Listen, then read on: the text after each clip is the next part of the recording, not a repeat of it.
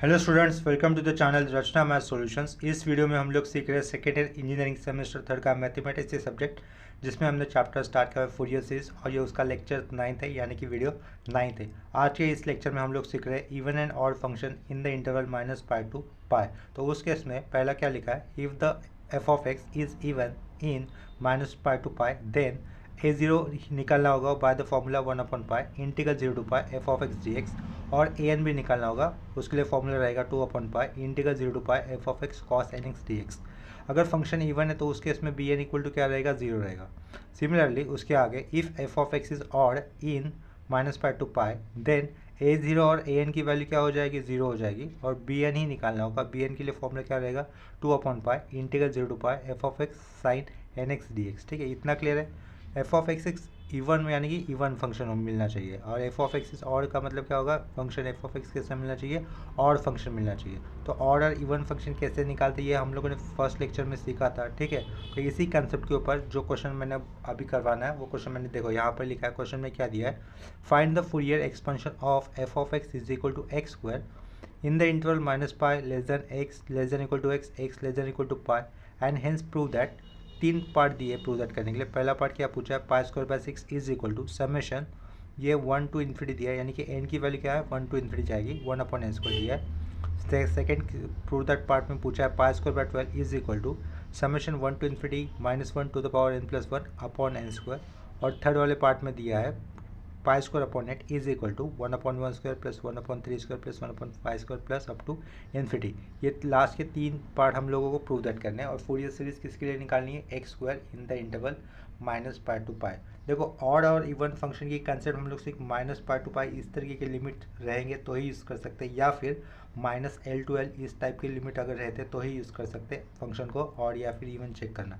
अगर फंक्शन को ऑड और इवन फंक्शन ये कंडीशंस भी अप्लाई कर देते हैं -π to π के अंदर, और इसमें से अगर हम लोग डिसाइड नहीं कर पा रहे with the function is odd और इवन, इन दैट केस हम लोगों को प्रीवियस केस में -π to π इस इंटरवल पे प्रीवियस केस पे लिखी हुई फूरियर सीरीज की कंसेप्ट ही अप्लाई करनी होगी। ठीक है, तो उस केस में हम लोग ये फॉर्मूले शॉर्टकट फॉर्मूले यूज़ नहीं कर सकते ऑड और इवन फंक्शन वाले, अगर फंक्शन पता ही नहीं चलता है कि ऑड है कि इवन उस केस में। ठीक है, तो अभी के केस में पहले तो चेक करेंगे कि weather the given function is odd और इवन। ठीक है, देखो सिंस यहाँ से इस एरो से आंसर की शुरुआत करते थे।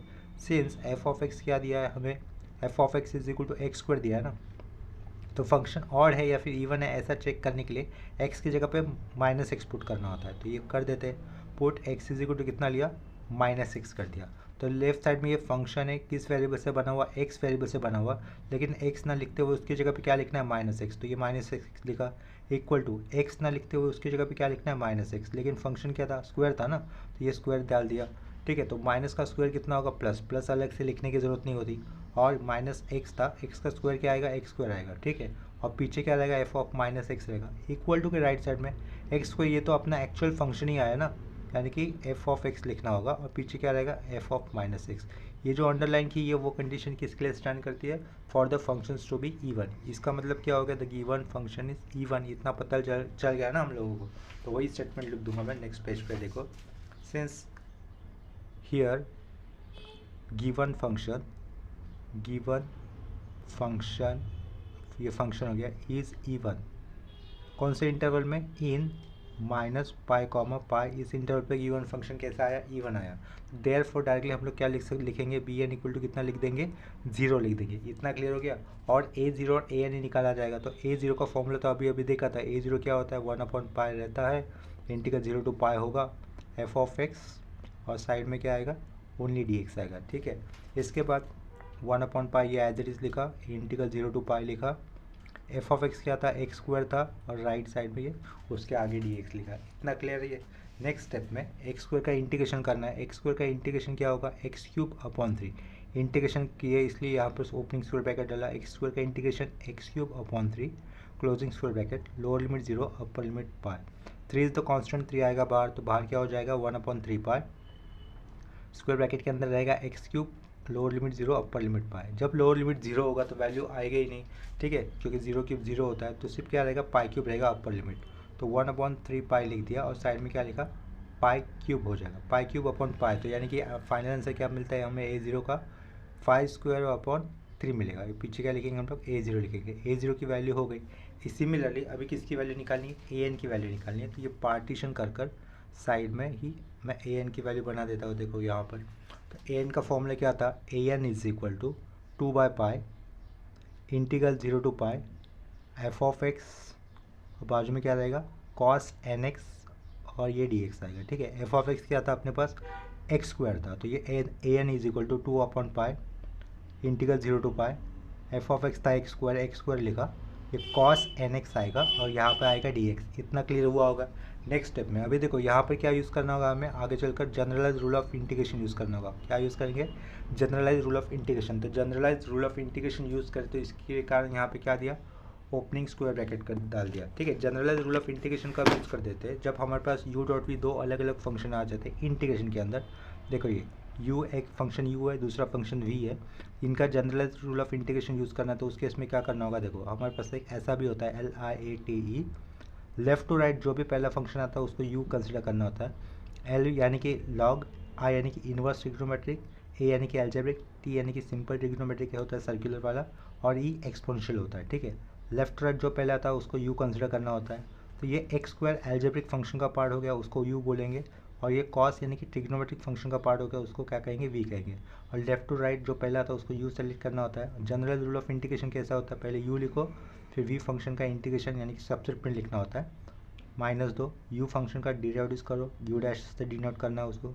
जो v1 फंक्शन था उसका फिर से अगर इंटीग्रेशन होगा तो क्या होगा, v2 होगा, माइनस का प्लस u डैश फंक्शन का फिर से derive u double dash, v2 function का फिर से इंटीग्रेशन यानी कि v3, प्लस माइनस इस ऑर्डर में ऐसा करते रहना है। ठीक है, एक जगह पे कहीं ना कहीं एल्जेब्रिक फंक्शन 0 आ जाता है तो उस केस में ये general rule of integration close हो जाएगा। ठीक है, रुक जाएगा। अभी देखो कैसे, u इतना तो क्लियर हो गया, एक्स स्क्वायर, तो ये x square as it is लिखा, कॉस का इंटीग्रेशन क्या आएगा, साइन में आ जाएगा, तो इस साइन एन एक्स अपॉन में एन एक्स का फर्दर डिराइव होता है तो वो एन ही रहेगा, माइनस का ब्रैकेट एक्स स्क्वायर का डिराइव रहेगा 2x डॉट डाला, साइन का इंटीग्रेशन क्या रहेगा, माइनस कॉस एन एक्स रहेगा, अपॉन में फिर से एन आएगा, एन एक्स का फर्दर डिराइव करने पर अपॉन में एन आएगा, लेकिन यहाँ पर ऑलरेडी एन था तो वो क्या लिखेंगे, अपॉन में एन स्क्वायर लिखेंगे, round bracket close, plus minus फिर से अभी प्लस दिया, 2x का फर्दर डिराइव होगा 2, ये 2 लिखा, ये minus sine as it is लिखा। कॉस का इंटीग्रेशन क्या होता है, कॉस का इंटीग्रेशन सिंपली होता है साइन, तो ये डॉट साइन एन एक्स लिखा, अपॉन में एन एक्स का फर्दर डिराइव करने से एन आएगा, लेकिन यहाँ पर ऑलरेडी एन स्क्वायर है तो यानी कि अपॉन में क्या लिखेंगे, यहाँ पर एन क्यूब लिखेंगे, closing square bracket, lower limit कितना 0 और अपर लिमिट कितना पाई। क्यों है इतना, यहीं पे क्लोज कर दिया क्योंकि 2 का फर्दर डेरिवेटिव कितना हो जाएगा 0, यानी कि जनरलाइज रूल ऑफ इंटीग्रेशन यहीं पे रुक जाएगा।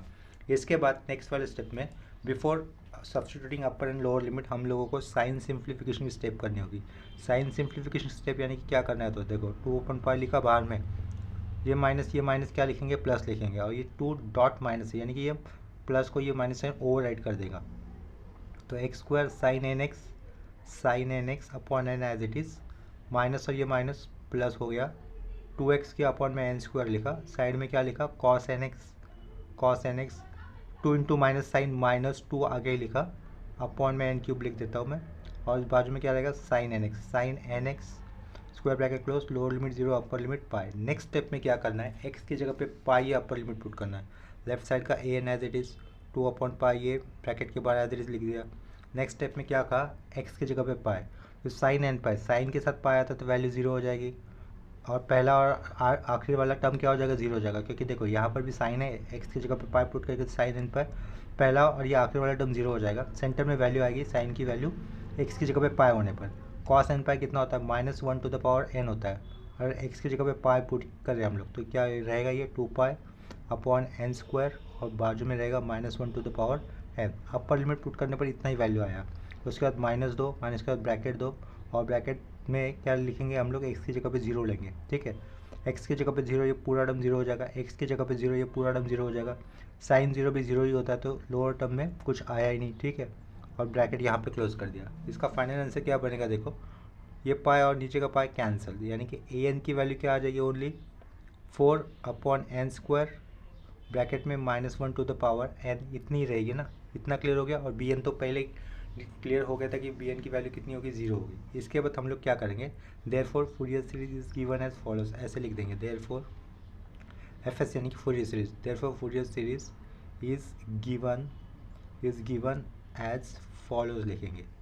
ठीक है, फूरियर सीरीज कैसे लिखी जाती है, जैसे कि हम लोगों को पता है f of x is equal to क्या होता है, A0 होता है plus summation n equal to 1 to infinity होता है, फिर क्या आता है उस समेशन के बाहर होता है an भी लिखना होता है। ठीक है, चलो इसको मिटा देता हूँ, समेशन के बाहर मुझे an भी लिखना था, उसके बाद समेशन देना था। F of x is equal to लिखा, A0 लिखा, प्लस किया an लिखा, फिर अभी summation n equal to 1 to infinity, इसके बाद लिखेंगे हम लोग cos nx। ठीक है, इस तरीके से फूरियर सीरीज दी जाएगी। लेकिन आगे bn भी होता है, लेकिन bn क्यों नहीं लिखा, क्योंकि इस केस में bn तो 0 है। चलो bn वाला भी पार्ट लिख देता हूँ, plus bn summation n equal to 1 to infinity और sin nx। इस तरीके से लिखी जाती है ना फूरियर सीरीज एक्चुअल में। अभी हम लोग वैल्यू सब्स्टिट्यूट कर देंगे, एफ ऑफ एक्स की जगह पे क्या लिखेंगे, x² लिखेंगे। A0 कितना आया था, A0 की वैल्यू देखो यहीं पर लिखी हुई है, π²/3। ठीक है, तो A0 की वैल्यू क्या रहेगी, π²/3 प्लस देना है। प्लस देने के बाद देखो an की वैल्यू लिखते वक्त nth वाले टर्म क्या करने हैं, समेशन के अंदर लिखने हैं, और विदाउट n वाले टर्म समेशन के बाहर लिखने हैं। तो समेशन के बाहर क्या आएगा, ओनली 4 आएगा, यानी कि यहाँ पे क्या लिखना होगा 4, और समेशन के अंदर क्या लिखना है, nth वाले term n equal to 1 to infinity. nth वाले टर्म क्या क्या है, देखो ये an के केस में -1 to the power n upon n², तो ये -1 to the power n upon n² रहेगा, बाजू में क्या रहेगा ये cos nx। इतना क्लियर हो गया, इसको देंगे हम लोग नंबर 1। अभी हम लोगों को क्या करना होगा, put x is equal to 0 ले लेता हूँ, क्या कहा, put x is equal to 0, put x is equal to 0 in equation 1 कर दिया। जो इक्वेशन 1 है ना, इक्वेशन 1 में हम लोग x की वैल्यू कितनी ले रहे हैं, 0 ले रहे हैं, तो ये x की वैल्यू 0 है तो लेफ्ट साइड में 0 रहेगा, इक्वल टू ये क्या हो जाएगा, π²/3 हो जाएगा, प्लस ये 4 लिखा, समेशन लिखा, n equal to 1 to infinity रहेगा, x की वैल्यू 0 तो ये क्या हो जाएगा, cos 0 हो जाएगा। cos 0 की वैल्यू कितनी होती है, 1 होती है, राइट। तो ये क्या रहेगा, -1 to the power n upon n² ही रहेगा। इतना क्लियर हो गया। इसके बाद क्या करेंगे हम लोग, ये जो समेशन वाला पार्ट है, समेशन की सीरीज़ वाला पार्ट है, उसको हम लोग एक्सपांड कर देंगे, यानी कि n की वैल्यू क्या क्या लेंगे, 1 2 3 4 इस तरीके से लेंगे, और साथ साथ में π²/3 राइट साइड में ना, उसको लेफ्ट साइड में लेने पर क्या हो जाएगा, वो -π²/3 हो जाएगा। तो नेक्स्ट स्टेप में क्या करना है, π²/3 को लेफ्ट साइड में लेना है, यानी कि उसका साइन माइनस हो जाएगा, और समेशन वाले पार्ट को एक्सपांड करेंगे हम लोग। ठीक है, देखो नेक्स्ट केस में किसको पीछे लिया, π²/3 को, -π²/3 को पीछे ले लिया, इक्वल टू ये 4 एज इट इज, समेशन वाला पार्ट एक्सपांड करे तो ये ब्रैकेट डाला, n की वैल्यू 1, n की वैल्यू 1 होने पर क्या होगा, -1 टू द पावर 1 क्या होगा, -3 रहेगा, तो -1/1² कर दिया। n की वैल्यू 2 होने पर क्या होगा, -1 का स्क्वायर क्या होगा, प्लस होगा ना, तो ये +1 अपॉन क्या लिखेंगे, अपॉन में 2² लिखेंगे। ऑड होने पर क्या होता है, -1/3², और इवन होने पर +1 होगा, 1/4² minus dot dot dot dot up to infinity. ठीक है, तो ब्रैकेट में से किसको बाहर लेते हैं हम लोग, -4 इस साइन को बाहर ले लेते हैं, माइनस साइन को बाहर ले लेते हैं। क्या कहा, ब्रैकेट में से किसको बाहर लिया जाएगा, माइनस साइन को बाहर लेते तो ये +4 क्या हो जाएगा, -4, और अंदर क्या हो जाएगा, प्लस का माइनस और माइनस का प्लस। पहला टर्म माइनस था वो हो गया प्लस, दूसरा टर्म प्लस था वो हो गया माइनस। इतना क्लियर हुआ होगा। ठीक है, प्लस माइनस में ये आएगा अभी। ठीक है, 1/4² और ये प्लस रहेगा, ब्रैकेट क्लोज। ये -4 अगर लेफ्ट साइड में आता है तो माइनस साइन के साथ अगर लेफ्ट साइड में आता है तो क्या हो जाएगा, ये माइनस साइन कैंसिल, और 4 3 12 हो जाएगा। ठीक है, यानी क्या रहेगा यहाँ पर, 12² इज इक्वल टू, सॉरी -4 को पीछे लेके आया ना, तो अपॉन 3 नहीं लिखना है, 12 लिखना है डायरेक्टली, और ये माइनस साइन बैलेंस हो गया, तो π²/12 आया, और राइट साइड में क्या क्या रहेगा, 1/1² minus 1/2² plus 1/3² minus 1/4² up to infinity. इतना क्लियर हो गया। देखो सीरीज में हमें क्या पूछा था, प्रूव दैट वाले पार्ट में π²/12 इज इक्वल टू क्या पूछा था, -1 to the power n+1 upon n² पूछा था ना। सीरीज के सेकेंड वाले पार्ट में देखो π²/12 है, और ये पूछा था राइट साइड में क्या है, summation 1 to infinity -1 to the power n+1 upon n², right. तो डायरेक्टली मैं ये लिख देता हूँ, सीरीज तो ये मिली थी ना, 1/1² माइनस 1/2² प्लस 1/3² माइनस 1/4², ये सीरीज मिली थी। लेकिन डायरेक्टली हम लोग क्या लिख सकते हैं, या फिर इसको दूसरे तरीके से भी बता सकता हूँ ईजीली। दूसरे तरीके से कैसे हो सकता है, देखो ये स्टेप था, इस स्टेप में क्या किया हम लोगों ने, π²/3 को लेफ्ट साइड में लिया तो इसलिए माइनस बना दिया था। देखो माइनस पाई स्क्वायर बाय 3 लिखा था और ये प्लस 4 एज इट इज लिखा, और ये समेशन वाले पार्ट को एक्सपांड किया था ना ब्रैकेट के अंदर। तो क्या कर देता हूँ, चलो ये स्टेप्स नहीं कर देता हूँ, एक ही होने वाला है, ये स्टेप नहीं कर देता हूँ। वही स्टेप पाई स्क्वायर बाय 3 आएगा लेफ्ट साइड में, तो लेफ्ट साइड में क्या लिखा, माइनस पाई स्क्वायर बाय 3 लिखा, यहाँ पर 4 एज इट इज़ लिख दिया, समेशन वाला पार्ट उसको एज इट इज़ लिखा, ठीक है, -1 to the power n upon n square, ये एज इट इज़ लिखा।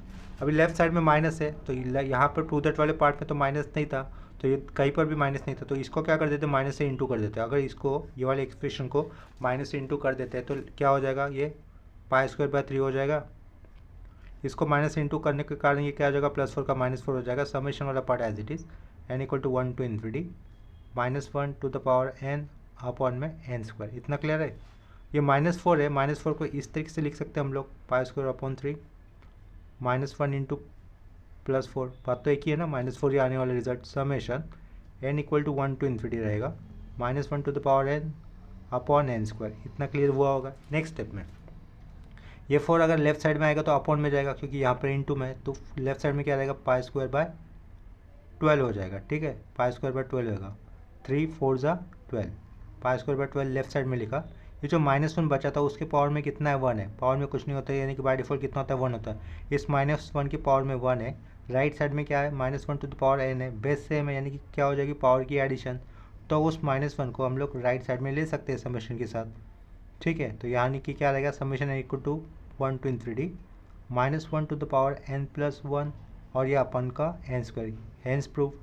हैंस प्रूव सेकेंड वाला पार्ट प्रूव दैट हो गया ना पहले, x is equal to value 0 लेने पर। इतना क्लियर हो गया। क्या किया, इस -1 की पावर में 1 है, तो ये -1 बेस, ये -1 का बेस, इसके पावर में n है, इसके पावर में 1 है, तो -1 पावर में क्या, फिर उनके और पावर में n प्लस 1 आ जाएगा, ठीक है। और अपॉन का n square as it is, उसको कहाँ पे लिखा, समेशन के राइट साइड में लिखा, यानी कि सेकेंड वाला प्रूव दैट वाला पार्ट हमारा पहला आ गया। अभी क्या करेंगे, put x is equal to लेंगे, पाई लेंगे इन इक्वेशन, जो सीरीज़ आई थी ना हमारी, जो सीरीज़ में अभी हम लोग क्या करेंगे, x is equal to pi put करेंगे, इन इक्वेशन 1 लिखा। देखो ये जो सीरीज़ थी ना ऑलरेडी प्रूव की हुई, x square equal to pi square by 3 plus 4 summation n equal to 1 to infinity -1 to the power n square cos n pi cos nx है। इस सीरीज में अभी हम लोग x की जगह पे लेंगे पाई लेंगे, तो वही लिखा, put x is equal to pi in equation 1। तो लेफ्ट साइड में क्या हो जाएगा, एक्स स्क्वायर की जगह पे पाई स्क्वायर आ जाएगा, सिंपली पाई स्क्वायर लिख दिया, इज इक्वल टू ये क्या रहेगा, पाई स्क्वायर अपॉन 3 हो जाएगा +4 summation n equal to 1 to infinity रहेगा -1 to the power n cos n pi दिखाई देगा x की जगह पे पाई पुट करने पर, और कॉस n पाई की वैल्यू क्या होती है, -1 टू द पावर n ही होती है, तो -1 टू द पावर n लिख दी, अपॉन में क्या रहेगा, n स्क्वायर रहेगा। इतना क्लियर है ये, ठीक है। इतना क्लियर होगा तो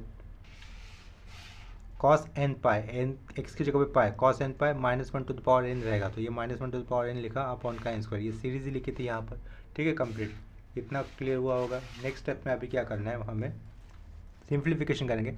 -1 to the power n, -1 to the power n क्या रहेगा, ये -1 टू द पावर 2n हो जाएगा, ये pi square by 3 left side में आएगा, तो माइनस ये 4 as it is summation n equal to 1 to infinity -1 to the power 2n किया अपॉन का n स्क्वायर। इतना क्लियर है। 3 pi square minus pi square, यानी कि 2 पाई स्क्वायर बाय 3, 4 नीचे ऐसा लिखा। फिर राइट साइड में क्या रहेगा, summation n equal to 1 to infinity. Indexes के रूल क्या होता है, a raise to m raise to n होता है, a रेस टू mn लिख देते हैं ना। देखो यहाँ पर since a to the power m power n होता है, तो क्या लिख सकते हैं हम लोग, a to the power mn लिख सकते हैं। ये 2n उसी टाइप का है, तो उसको मैं ऐसे लिख सकता हूँ, -1 का स्क्वायर और उसका भी स्क्वायर होता है, तो n लिख सकते हैं, अपॉन में n स्क्वायर। अभी देखो -1 का स्क्वायर कितना होगा, +1 होगा, और 1 टू द पावर n हो जाएगा, राइट। यानी कि 1 की पावर में कुछ भी करो, 1 टू द पावर n हो जाएगा, और 1 की पावर में कुछ भी करने पर कितना आएगा आंसर, 1 ही आएगा। 2 और ये 4 है, यानी कि यहाँ से क्या रहेगा, pi square by 6, pi square upon 6 हो गया, equal to summation n equal to 1 to infinity -1 का स्क्वायर कितना होगा, 1 होगा, 1 टू द पावर n, 1 के पावर में कितना भी करो 1 ही रहने वाला है, और अपॉन में 1 अपॉन में आएगा n स्क्वायर। इतना क्लियर है। ये हो गया हमारा सिर्फ प्रूव दैट वाले पार्ट का फर्स्ट वाला पार्ट, ठीक है। हैंस प्रूव दो पार्ट अपने प्रूव दैट हो गया। अभी तीसरा भी पार्ट था ना प्रूव दैट के लिए, तो हम लोग तीसरा पार्ट प्रूव दैट करने के लिए क्या करेंगे, हम लोग पहला और दूसरे पार्ट का क्या करना होगा, सिंपली एडिशन करना होगा। देखो इससे पहले ये वाला पार्ट हमारा प्रूव दैट हो गया था ना, ये pi square upon 12 equal to summation n equal to 1 to infinity -1 to the power n plus 1 upon n square hence prove. ये सेकेंड वाला पार्ट था जो कि पहला प्रूव दैट हो गया, एक्स की वैल्यू 0 लेने पर, उसका नंबर 2 लिख देता हूँ। और उसके बाद ये पहला वाला पार्ट था जो कि सेकेंड केस में प्रूव दैट हुआ, एक्स की वैल्यू पाई लेने पर। वो क्या है, pi square by 6 pi square upon 6 is equal to summation n equal to infinity 1 upon n square. ये हमारे पास उसके बाद वाला प्रूव दैट हो गया ना, उसको नंबर देता हूँ 3। थर्ड वाला पार्ट प्रूव दैट करने के लिए क्या करेंगे हम लोग, 2 और 3 का एडिशन कर देंगे। ये जो 2 है और ये जो 3 है ना लास्ट में, उनका क्या कर देंगे, एडिशन कर देंगे। यानी कि नेक्स्ट स्टेप में लिखना होगा एडिंग 2 एंड 3। तो उनके रिस्पेक्ट टू LHS और RHS क्या करने होंगे, ऐड करने होंगे। तो लिख देते हो यहाँ पर adding equation 2 and 3, adding equation 2 and 3। ठीक है, तो 2 में लेफ्ट साइड में क्या था, पाई स्क्वायर बाय 12 था, लिख दिया, प्लस और 3 में लेफ्ट साइड में क्या था, पाई स्क्वायर बाय 6 था, उसको भी लिख दिया। 2 के लेफ्ट राइट साइड में क्या था, देखो ऐड करने के लिए 2 के राइट साइड में ऐड करने के लिए क्या रहेगा, summation n equal to 1 to infinity summation n equal to 1 to infinity -1 to the power n plus 1 upon में क्या था, n स्क्वायर था, राइट, प्लस समेशन यहाँ पर क्या था, n equal to 1 to infinity 1 upon n square था ना, सिंपली। कितना क्लियर हो गया। अभी देखो यहाँ पर कॉमन क्या है, क्या पूछा, यहाँ पर कॉमन क्या है, राइट साइड में हम लोग जिसको बाहर ले सकते हैं। लेफ्ट साइड में LHS कितना हो जाएगा, लेफ्ट साइड में LHS होगा सिंपली 12 हो जाएगा, इतना क्लियर है। और pi square plus 2 pi square आएगा, ठीक है। कॉमन कौन कौन यहाँ पर, summation n equal to 1 to infinity common है, बेस सेम है ना सीरीज़ का, बेस सेम है तो एक ही बार लिखेंगे। यहाँ पर क्या होगा, 1 हो जाएगा, यानी कि -1 to the power n plus 1 upon का प्लस 1, और यहाँ पे क्या होगा, n स्क्वायर होगा। इतना क्लियर हो गया। लेफ्ट साइड में क्या रहेगा, न्यूमरेटर में पाई स्क्वायर प्लस 2 पाई स्क्वायर 3 पाई स्क्वायर बाय 12, यानी कि क्या होगा, फाइनली पाई स्क्वायर बाय 4 रहेगा, इक्वल टू राइट साइड में समेशन ये अपॉन का n स्क्वायर कॉमन लिखा, ठीक है, और ऊपर न्यूमरेटर में एडिशन कर दिया, -1 to the power n plus 1 और ये प्लस 1 का। नेक्स्ट स्टेप में क्या करना है, देखो प्रूव दैट वाला पार्ट क्वेश्चन में देखो इस तरीके से दिया था ना, सीरीज में लिख कर दिया था, राइट। तो अभी हम लोग क्या करेंगे, इसको समेशन वाले पार्ट को डायरेक्टली एक्सपांड कर देंगे। n की वैल्यू 1 लेते हैं, 1 प्लस 1 कितना हो जाएगा 2, -1 का पावर अगर 2 होगा तो प्लस 1 आएगा, प्लस 1 प्लस 1 2, 2 अपॉन क्या हो जाएगा 1 स्क्वायर, यानी कि पहला टर्म क्या हो जाएगा 2 अपॉन 1 स्क्वायर। अभी n की वैल्यू कितनी लेनी है, 2 लेनी है। n की वैल्यू 2 लेने पर क्या हो जाएगा, 2 प्लस 1 3, -1 का पावर थर्ड होगा तो माइनस ही रहेगा, -1 प्लस 1 0, यानी कि अपॉन में 2 स्क्वायर लिख नहीं सकते, 0/2 स्क्वायर 0 होने होगा। उसके बाद अभी n की वैल्यू लेंगे 3, 3 प्लस 1 4, -1 का पावर 4 कितना हो जाएगा प्लस 1, -1 का फोर्थ पावर होगा प्लस 1, 1 प्लस 1 2, 2 अपॉन कितना रहेगा 3 स्क्वायर, ठीक है। n कितना लिया था, 3 लिया था ना, 3 प्लस 1 तब जाकर 4 बना था, यानी कि ऊपर क्या होगा प्लस 2 अपॉन 3 स्क्वायर। यानी कि इतना तो पता चल रहा है कि ये सिर्फ ऑड वाले नंबर के लिए ये सीरीज़ बन रही है, तो 2 अपॉन क्या होगा 5 स्क्वायर, ये plus up to infinity. Next case में क्या कर सकते हैं, न्यूमरेटर से हम लोग 2 कॉमन बाहर ले सकते हैं, तो लेफ्ट साइड में क्या रहेगा पाई स्क्वायर बाय 4, ये न्यूमरेटर से 2 बाहर ले लिया, ब्रैकेट के अंदर क्या क्या बचेगा 1 upon 1 square plus 1 upon 3 square plus 1 upon 5 square plus up to infinity. Clear है। नेक्स्ट स्टेप में एक 2 अगर पीछे आता है तो क्या हो जाएगा pi square upon 8 is equal to 1 upon 1 square plus 1 upon 3 square plus 1 upon 5 square up to infinity, ठीक है। हैंस प्रूव, ये वाला भी पार्ट हमारा प्रूव दैट हो गया। इतना क्लियर हो गया। ये वाला पार्ट हम लोगों को इस तरीके से क्वेश्चन में दिया गया था दिखाने के लिए, शो दैट करने के लिए। सेम वाले पार्ट को, जो पार्ट अभी अंडरलाइन किया, उसी को हम लोग इस तरीके से भी लिख सकते हैं, summation n equal to 1 to infinity 1 upon 2n minus 1 का होल स्क्वायर, ठीक है। सेम सीरीज अंडरलाइन की हुई, इसी तरीके से भी वो लोग क्वेश्चन में पूछ सकते हैं। जैसे कि क्या लिखा है वो, summation n equal to 1 to infinity 1 upon 2n minus 1 का होल स्क्वायर। देखो यहाँ पर अगर यहाँ पर n की जगह पे 1 लेते हो तो क्या हो जाएगा 2 इंटू 1 2, 2 माइनस 1 1, 1 स्क्वायर है ऊपर। अगर n की वैल्यू अगर 2 होती है तो 2 2 4, 4 माइनस 1 कितना आएगा 3 आएगा, तो यहाँ पे क्या लिखेंगे 3 स्क्वायर लिखेंगे। नेक्स्ट केस में अगर n की वैल्यू होती है 3, 3 2 6, 6 माइनस 1 5 स्क्वायर हो रहा है ना, यानी कि ये सेम अंडरलाइन की हुई सीरीज हम लोग इस तरीके से भी डिनोट कर सकते हैं। इतना क्लियर हुआ होगा। अभी सेम कंसेप्ट के ऊपर, यानी कि odd even functions in the interval -π to π, इस कंसेप्ट के ऊपर मैं और एक क्वेश्चन करवा रहा हूँ यहाँ पर। देखो जो नेक्स्ट क्वेश्चन लेना है मुझे, जो क्वेश्चन मैंने यहाँ पे लिखा है, obtain Fourier series of x cos x in minus pi to pi, यानी कि एक्स कॉस एक्स इस फंक्शन का हमें फूरियर सीरीज बनाना है in the interval minus pi to pi. अगर हमारे पास माइनस पाई टू पाई का इंटरवल होता है तो इसमें ये चेक करना बहुत ही ज़रूरी है कि function weather the given function is even और ऑड, क्योंकि उससे हमारा काम आसान हो जाएगा। तो यहाँ पर भी चेक कर देते हैं। पहले तो क्वेश्चन लिख देता हूँ, to find F S for F S यानी कि Fourier series for f of x is equal to x cos x in minus pi comma pi, ऐसा मेंशन किया। क्वेश्चन को एक बार फिर से मेंशन कर दिया, to find Fourier series for f of x is equal to x cos x in minus pi to pi. अगर minus pi to pi का इंटरवल है तो it is better to check whether the given function is odd और even. ठीक है, तो late function को check करते हैं हम लोग, फंक्शन ऑड है या फिर इवन है। तो ये x cos x as it is लिखा। फंक्शन ऑड है या फिर इवन है चेक करने के लिए क्या करना होता है, एक्स की जगह पे माइनस पुट करना होता है। तो ये put x is equal to क्या कर दिया, माइनस एक्स कर दिया, यानी कि ये फंक्शन एज इट इज़ जो भी है x replace by minus x कर दो, ये plus x replace by minus x हो जाएगा, ब्रैकेट में लिखा। और ये कॉस फंक्शन था, cos as it is x replace by क्या हो जाएगा, माइनस एक्स हो जाएगा। इतना क्लियर है। ये minus x as it is, cos of minus theta क्या होता है, कॉस थीटा होता है, तो ये क्या रहेगा, कॉस एक्स हो जाएगा। और ये minus x as it is, देखो बाहर माइनस आ गया और एक्स कॉस एक्स क्या था, अपना एक्चुअल क्वेश्चन था, यानी कि पीछे क्या रहेगा, एफ ऑफ एक्स रहेगा, और इसके पीछे क्या हो जाएगा, एफ ऑफ माइनस एक्स हो जाएगा। यानी कि चेंजेस क्या हो गए, after substituting x is equal to minus x, x is equal to minus x put करने पर फंक्शन क्या आया, f of minus x equal to जो एक्चुअल फंक्शन था उसके बाहर माइनस आ गया ना, यानी कि इसी कंडीशन को क्या कहेंगे, लास्ट में जो कंडीशन अंडरलाइन कर दी है उसी कंडीशन को क्या कहते हैं, this is the condition for functions to be odd. Therefore given function कैसा हो गया, गिवन फंक्शन इज ऑड। अगर फंक्शन ऑड होते हैं तो वहाँ पर हमारा काम आसान कैसे हो जाएगा, क्योंकि हमें ए जीरो और ए एन निकालने की ज़रूरत ही नहीं होगी। ए जीरो और ए एन डायरेक्टली क्या हो जाएगी, डायरेक्टली जीरो हो जाएंगे। ठीक है, इसके कारण हम लोग आगे लिख सकते हैं therefore a zero and a n equal to zero.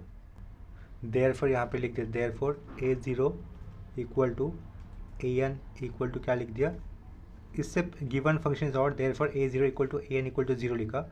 And b n निकालना होगा, और बी एन निकालने के लिए फॉर्मूला क्या होगा, b n is equal to two upon pi integral zero to pi f of x sine n x. भले ये इंटीग्रल लिमिट्स हम लोगों को माइनस पाई टू पाई आए हुए हैं, लेकिन ये हम लोगों ने चेक किया whether the given function is odd और इवन, उस केस में integral limit zero to pi ही यूज़ करना है। इतना क्लियर है। अभी बस नॉर्मल प्रोसीजर जैसे कि इससे पहले किए हुए बहुत सारे सम में हम लोगों ने यूज़ किए, zero to pi integral limit आएगी एज पर फॉर्मूला एफ ऑफ एक्स क्या था, एक्स कॉस एक्स और बाजू का ये साइन एन एक्स और उसके बाजू में डी एक्स। इतना क्लियर है। इतना अभी देखो, इतना याद करो, two cos a sine b का फॉर्मूला होता है, क्या कहा, two cos a sine b का फॉर्मूला होता है, ए की जगह पे हम लोग एक्स मानेंगे और बी की जगह पे एन एक्स मानेंगे। Two cos a sine b का फॉर्मूला होता है, लेकिन यहाँ पे टू है नहीं, तो हम लोग क्या करेंगे, ये जो बाहर का टू है ना, उस टू को मैं इस कॉस के पहले लिख दूंगा। यानी कि नेक्स्ट स्टेप में देखो कैसा लिख सकते हैं हम लोग, पी इज इक्वल टू लिखा, बाहर का जो टू था वो कॉस के साथ लगा दिया, तो बाहर क्या बचेगा, वन अपॉइंट पाई बचेगा। इंटीग्रल लिमिट तो चेंज नहीं होगा, जीरो टू पाई रहेंगे। ये एक साइड में कर दिया, उस कॉस के बाजू में टू लगा दिया और बाजू का साइन एन एक्स और उसके बाजू में रहेगा डी एक्स। ये देखो, ये जो अंडरलाइन किया ना उसका एक स्टैंडर्ड फॉर्मूला रहेगा two cos a sine b का, तो उसका फॉर्मूला यहाँ पे मेंशन कर देता हूँ। देखो सिंस लिखूँगा two cos a sine b. ठीक है, two cos a sine b का फॉर्मूला इस तरीके से आएगा, sine of a plus b minus sine of a minus b. ठीक है, ये फॉर्मूला भी यूज़ कर रहे हैं हम लोग। यहाँ पर एक्स की जगह पे ये ए होगा और ये एन एक्स की जगह पे बी होगा। ठीक है, तो अकॉर्डिंग ये ऊपर लिखा हुआ फॉर्मूला हम लोग एक्सपांड करते हैं, तो इंटीग्रल नहीं कर रहे थे अब तक, तो ये zero to pi integral limit as it is रहेगा, ये एक्स भी एज इट इज रहेगा, स्क्वायर ब्रैकेट आएगा, क्योंकि अंडरलाइन किए हुए फंक्शन का सिंप्लीफिकेशन हो रहा है ना, तो उसको एक्स इंटू होने वाला है, तो इसके कारण एक्स का ब्रैकेट देना जरूरी है। साइन ऑफ क्या, ए प्लस बी, यानी कि साइन ऑफ ए कितना था अपना एक्स था और बी कितना था एन एक्स था, कर दिया है, माइनस साइन ऑफ क्या होगा, x minus n x, round bracket close, square bracket close, बाहर का होगा डी एक्स। ये स्क्वायर ब्रैकेट के अंदर क्या लिखा, ये जो कर्ली लाइन का जो भी सिंप्लीफिकेशन था वो कर दिया, जिसको एक्स बाहर इंटू है। नेक्स्ट स्टेप में क्या करेंगे हम लोग, ये एक्स अंदर इंटू करना होगा, वन अपॉन पाई के बाद एक कर्ली ब्रैकेट डाल देते, कर्ली ब्रैकेट के बाद एक बड़ा सा इंटीग्रेशन डाला जीरो टू पाई, ये इंटीग्रल और एक्स, ये sine of x plus n x को भी सेपरेट होगा और माइनस के बाद जो साइन आया है sine of x minus n x उसको भी वो सेपरेट होगा, यानी कि इंटीग्रल एक्स दोनों फंक्शन को अंदर आए और दोनों फंक्शन को अप्लाई कर देते हैं। तो इंटीग्रल 0 टू पाई ये एक्स होगा, पहले किसको जाएगा sine of x plus n x के साथ जाएगा d x minus integral 0 to pi x dot sine of x minus n x round bracket close d x और लास्ट में ये करली ब्रैकेट क्लोज। इतना क्लियर हो गया। इसके बाद वाले स्टेप में ये दो इंटीग्रल मिले, ये पहला वाला माइनस के लेफ्ट साइड में और ये दूसरा वाला इंटीग्रल माइनस के राइट साइड में। इन दोनों इंटीग्रल को generalize rule of integration apply करना होगा। तो लेफ्ट साइड में रहेगा 1/पाई as it is, generalize rule of integration apply कर रहे हैं हम लोग। तो ये ओपनिंग करली ब्रैकेट हो गया पहला वाला, ठीक है। तो यहाँ पर पहले वाले का लेफ्ट साइड में आए हुए इंटीग्रल का इंटीग्रेशन हो रहा है, फंक्शन का इंटीग्रेशन हो रहा है, तो उसके लिए ये स्क्वायर ब्रैकेट डाला। पहला function u as it is x as it is, sine का इंटीग्रेशन क्या होगा माइनस कॉस होगा, जो रेडियन एंगल आया है वो यानी कि x प्लस एन एक्स, और जो रेडियन एंगल आया है उसका फर्दर डेरिवेटिव अपॉन में लिखना होगा। x का डेरिवेटिव रहेगा 1 और प्लस एन एक्स का डेरिवेटिव होगा n, तो उसको लिखा ब्रैकेट में u और ये v का इंटीग्रेशन हो गया -2 माइनस ब्रैकेट 2, x का डेरिवेटिव कितना होगा 1, वो 1 लिखा, ये minus sine as it is डाला। कॉस का इंटीग्रेशन कितना होगा साइन ऑफ क्या आएगा x प्लस एन एक्स, और x प्लस एन एक्स का फर्दर डेरिवेटिव अपॉन में लिखना है जो कितना होगा 1 प्लस एन, पीछे 1 प्लस एन ऑलरेडी था, यहाँ पे क्या लिखना होगा फिर 1 प्लस एन का होल स्क्वायर, ठीक है। ये राउंड ब्रैकेट क्लोज, 1 का डेरिवेटिव होता है 0, तो ये further general rule of integration नहीं हो सकता, वो स्टॉप हो जाएगा यहीं पर। तो क्लोजिंग स्क्वायर ब्रैकेट, पहले वाला जो इंटीग्रल था ना उसका कंप्लीट इंटीग्रेशन कर दे यहाँ पर, जिसके लोअर लिमिट 0 होगा और अपर लिमिट पाई होगा, ये भी लिख दिया। नेक्स्ट स्टेप में क्या करना होगा, देखो ये माइनस साइन आएगा, माइनस साइन के बाद एक स्क्वायर ब्रैकेट, दूसरा वाले इंटीग्रेशन के लिए स्क्वायर ब्रैकेट, पहला फंक्शन आएगा u यानी कि x as it is, sine का इंटीग्रेशन होगा minus cos of x minus n x, upon में आएगा 1 माइनस एन, क्योंकि x माइनस एन एक्स का फर्दर डेरिवेटिव कर दिया अपॉन में। उसके बाद -2 माइनस का ब्रैकेट 2, x का डेरिवेटिव लिखा 1, ये minus sine as it is, cos का इंटीग्रेशन होगा sine of x minus n x, upon में आएगा x माइनस एन एक्स का फर्दर डेरिवेटिव होगा 1 माइनस एन, यहाँ पे ऑलरेडी अपॉन में 1 माइनस एन था, यानी कि क्या लिखना होगा 1 माइनस एन का होल स्क्वायर, ये राउंड ब्रैकेट क्लोज, यहाँ पर square bracket close, lower limit 0 upper limit pi और ये करली ब्रैकेट क्लोज। इतना क्लियर हुआ होगा। नेक्स्ट स्टेप में देखो, नेक्स्ट स्टेप में ये बाहर का 1/पाई as it is curly bracket, square bracket के अंदर 0 टू पाई के लिमिट्स पुट करने हैं, लेकिन बिफोर दैट हम लोग कौन सा स्टेप करेंगे, साइन सिंप्लीफिकेशन की। यानी कि देखो ये x डॉट माइनस साइन दिख रहा है ना, तो ये क्या लिख सकते हैं हम लोग -x अपॉन 1 प्लस एन लिखा, डॉट किया, cos of x plus n x लिख दिया, माइनस और माइनस क्या होगा प्लस होगा, तो प्लस लिखा, प्लस साइन ऑफ क्या रहेगा x प्लस एन एक्स, और अपॉन में लिख सकते हैं हम लोग 1 प्लस एन का होल स्क्वायर, 1 प्लस एन का होल स्क्वायर। इतना क्लियर है। देखो पहले वाले स्क्वायर ब्रैकेट के अंदर आए हुए टर्म का हम लोगों ने क्या कर दिया, साइन सिंप्लीफिकेशन कर दिया, उस स्क्वायर ब्रैकेट को भी हटा दिया, और जिसके लिमिट कितने हैं 0 टू पाई। दूसरे वाले स्क्वायर ब्रैकेट के साथ भी 0 टू पाई ये अपर लिमिट और 0 टू पाई ये लिमिट्स है, लेकिन उसके पहले माइनस साइन है, तो क्या कर देता हो, सिर्फ अंदर वाले ये जो दूसरा स्क्वायर ब्रैकेट है उसको सिर्फ हम लोग एक्सपांड कर देते हैं, यानी कि ब्रैकेट ओपन कर देंगे, तो अंदर ही पहले अंदर ये क्या हो जाएगा, माइनस और माइनस क्या हो जाएगा, ये प्लस हो गया, इसके बाहर भी माइनस साइन है, तो ये माइनस क्या हो जाएगा, प्लस हो जाएगा, तो उसको लिख देता हूँ मैं डायरेक्टली, प्लस x के अपॉन में 1 माइनस एन आएगा, dot cos of x minus n x, ठीक है। क्या किया, माइनस माइनस प्लस लिख दिया, ये माइनस प्लस लिखा, x अपॉन 1 माइनस एन, बाजू का cos x minus n x, minus minus इधर क्या हो जाएगा, प्लस हो जाएगा, लेकिन इस प्लस को बाहर का माइनस साइन अगर जुड़ जाता है तो क्या लिखना होगा, माइनस ही लिखना होगा, और टर्म क्या रहेगा, sine of x minus n x upon 1 minus n square, ठीक है। स्क्वायर ब्रैकेट ये सॉरी करली ब्रैकेट क्लोज कर दिया, उन सब के लिए कॉमन लिमिट है ना, क्या है वो 0 टू पाई है, तो उसके कारण वो कॉमन लिमिट लिख दिया 0 टू पाई। नेक्स्ट स्टेप में अभी क्या करना है, सिर्फ x की जगह पे अपर लिमिट पाई पुट करना है और x की जगह पे लोअर लिमिट क्या 0 यूज़ करना है, ठीक है। तो देखो नेक्स्ट केस में पहले तो हम लोग अपर लिमिट पुट करेंगे, तो क्या बाहर लिखेंगे 1/1 पाई आएगा, चलो 1/पाई आएगा बाहर, करली bracket opening square bracket, x की जगह पे पाई पुट करना है, ठीक है। तो देखो पाई प्लस क्या हो जाएगा, ये n पाई हो जाएगा, और sine of pi plus n pi हो जाएगा। तो उसका देखते हैं हम लोग सिंप्लीफिकेशन किस तरीके से आएगा। ये लिखा मैंने कॉस लिखा, pi plus minus n pi लिख दिया, ठीक है। तो इसका वैल्यू क्या होगा, cos pi dot cos n pi plus minus, और आगे क्या होगा minus plus sine pi sine n pi, ठीक है। Cos of a plus b क्या होता है, cos a cos b, minus plus sine a sine b होता है। प्लस माइनस के केस में साइन उल्टे हो जाते हैं, लेकिन साइन के साथ पाई तो वैल्यू जीरो, ये सब कुछ जीरो हो जाएगा। कॉस पाई की वैल्यू होती है -1 होती है, और कॉस एन पाई की वैल्यू होती है -1 टू द पावर एन होती है, ठीक है। ये -1 है, -1 टू द पावर एन है। इतना क्लियर हो गया। ये वैल्यू किसके लिए होगी, cos of pi plus minus n pi, x की जगह पे पाई लेने पर, यानी कि देखो सेम वैल्यू आएगी ये अंडरलाइन वाले पार्ट के लिए और ये वाले अंडरलाइन पार्ट के लिए, दैट इज़ -1 बाजू में -1 टू द पावर एन। ये माइनस साइन है और एक्स की वैल्यू कितनी ले रहे हैं, पाई ले रहे हैं। ये माइनस साइन और ये माइनस साइन बैलेंस होकर कितना हो जाएगा, प्लस साइन हो जाएगा एक्स की जगह पर पाई, यानी कि pi into -1 to the power n रहेगा, pi into -1 to the power n, और अपॉन में क्या आएगा 1 प्लस एन आएगा। पहला टर्म हो गया। साइन के साथ pi plus minus n pi, देखो sine of pi plus minus n pi, ठीक है। इसमें वैल्यू क्या हो जाएगी, sine a cos n pi plus minus ही रहेगा cos a sine n pi, ठीक है। ये जो फॉर्मूला अभी मैंने सर्कल किया ना, उसको देखना है आप लोगों को, उसको देखना है।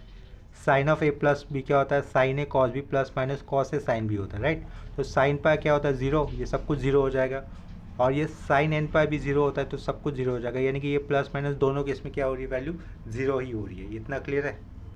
यानी कि ये वाले टर्म में यहाँ sine of x plus n x में पाई की एक्स की वैल्यू पाई पुट करने पर ये टर्म जीरो होगा।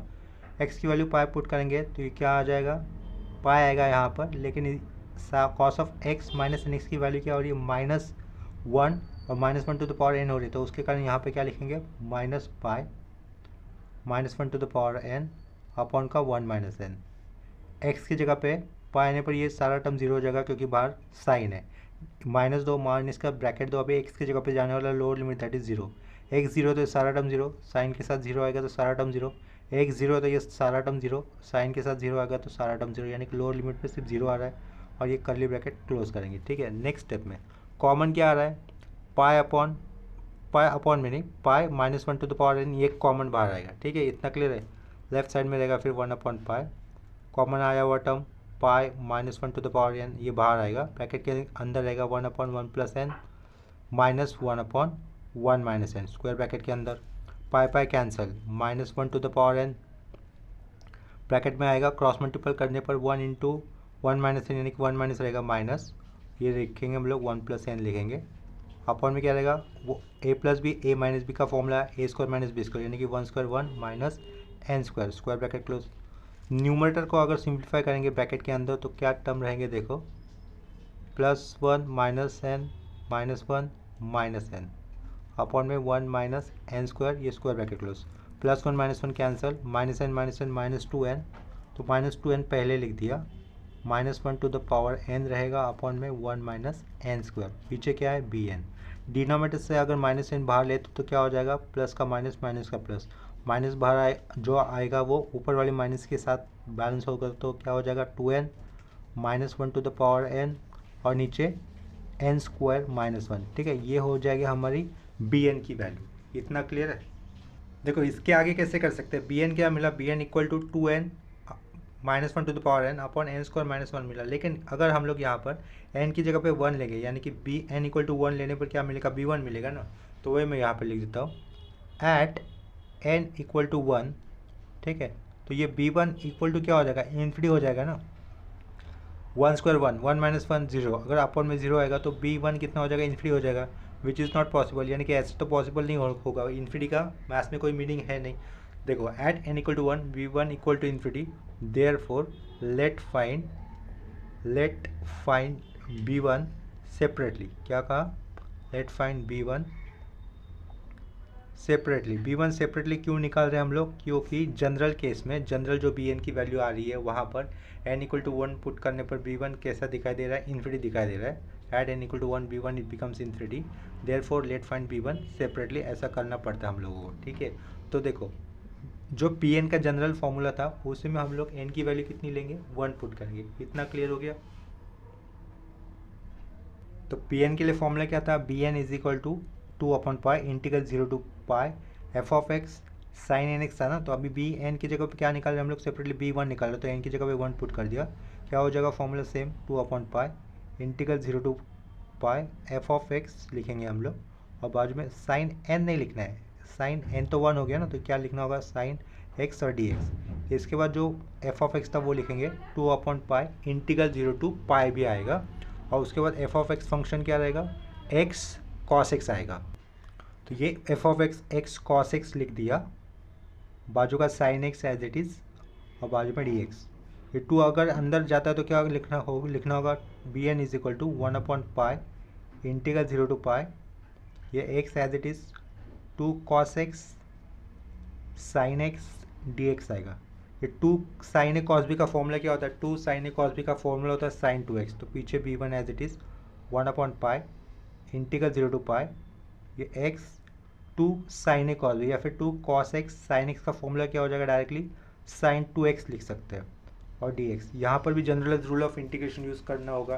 तो लेफ्ट साइड में तो b one as it is रहेगा 1/पाई, general rule of integration use हो रहा था ओपनिंग स्क्वायर ब्रैकेट, पहला term x as it is sine का integration minus cos 2x/2 minus minus का ब्रैकेट x का derivative is 1 minus sine as it is लिखा, कॉस का इंटीग्रेशन क्या रहेगा, साइन 2x अपॉन वापस 2 आएगा, और ऑलरेडी 2 था यानी कि यहाँ से 4 आएगा, ब्रैकेट क्लोज, 1 का डेरिवेटिव होगा 0, तो ये जनरल रूल ऑफ इंटीग्रेशन यहीं पे क्लोज हो जाएगा, closing square bracket, lower limit 0 upper limit pi. ठीक है, तो अभी क्या पुट करेंगे हम लोग, before substituting upper and lower limit, हम लोगों को स्क्वायर ब्रैकेट के अंदर साइन सिंप्लीफाई करने होंगे। तो ये x डॉट माइनस है ना, तो उसको -x/2 लिखा, बाजू का ये cos 2x माइनस और माइनस प्लस हो गया, sine 2x/4 square bracket close, lower limit 0 upper limit pi.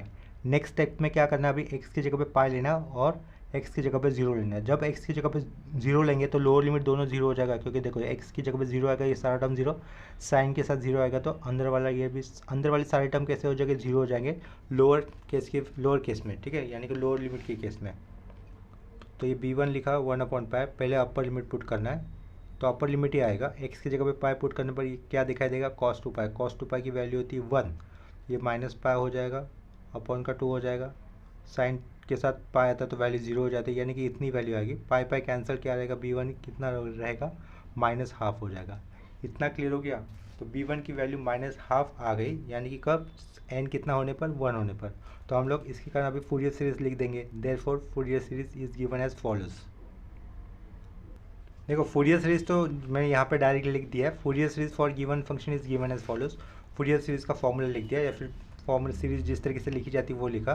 Next step में एफ ऑफ एक्स क्या था, एक्स कॉस एक्स है वो लिखा, a0 0 है और an भी 0 है, यानी कि पहले 2 टर्म नहीं आएंगे। bn का जनरल फॉर्मूला आएगा, लेकिन जनरल फॉर्मूला बाद में यूज़ करना है, बिफोर दैट क्या यूज़ करना है, b1 सेपरेटली लेकर, यानी कि n कितना लेकर -1/2 लेगा, n की वैल्यू 1 होने पर b1 कितना होगा, -1/2, तो -1/2 लिखा। समेशन के साथ में n कितना ले लिया, 1 ले लिया ना, तो बाजू में क्या रहेगा इसके, साइन एक्स होगा। फिर अभी समेशन वाला पार्ट, यानी कि समेशन n कहाँ से स्टार्ट होगा, 2 टू इन्फिनिटी, और ये bn कितना आया था, देखो प्रीवियस वाले केस में bn कितना आया था उसको मेंशन करना होगा, वो क्या था, 2/2n -1 to the power n, और अपॉन में देखो 2n -1 to the power n upon में n² -1, ये bn की वैल्यू आई थी, उसके बाजू में साइन nx लिखना है। लेकिन bn की वैल्यू लिखते वक्त n वाले टर्म ही समेशन के राइट साइड में होने चाहिए, विदाउट n वाले टर्म कहाँ पे लिखेंगे हम लोग, समेशन के पीछे, यानी कि ये x cos x हो गया equal to -½ sine x, summation के आगे किसको लेंगे, 2 के लेंगे, summation n equal to 2 to infinity n -1 to the power n upon n² -1 dot sine nx। This is the required Fourier series. ठीक है, तो लास्ट में स्टेटमेंट लिख दिया, this is required Fourier series. देखो फूरियर सीरीज जनरल फॉर्मूला ही लिखा, general expression लिखा फूरियर सीरीज का, जिसमें a0 और an 0 थे, वही नहीं लिखे। bn का फॉर्मूला ये था, लेकिन उसमें भी n की वैल्यू 0 होने पर b1 वाला टर्म इन्फिनिटी आ रहा, तो उसके कारण b1 सेपरेटली फाइंड आउट किया, जिसकी वैल्यू कितनी आई थी, -1/2 आई थी। तो यहाँ पर इस बिहेवियर में एन की वैल्यू 1 वाला पार्ट पीछे से अलग से सेपरेट करके दिखाया और बाकी की सीरीज फिर कहाँ से स्टार्ट कर की हुई दिखाई, n = 2 to ∞ दिखाई। ठीक है, तो यहीं पर हम